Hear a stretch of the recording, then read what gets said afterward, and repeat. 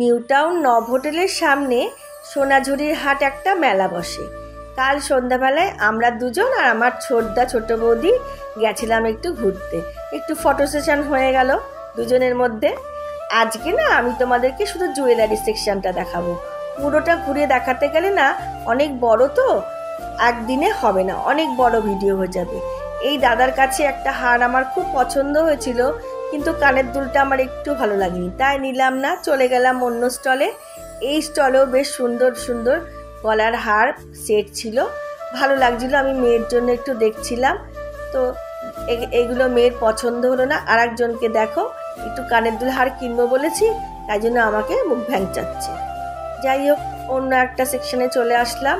এই যে বোনটা আছে, এই বোনটার থেকে আমি দুটো হারের সেট নিয়েছি, একটা আমার মেয়ের জন্য জুটের সেট, আর একটা আমার শাড়ির সাথে নিয়ে তো এসেছি।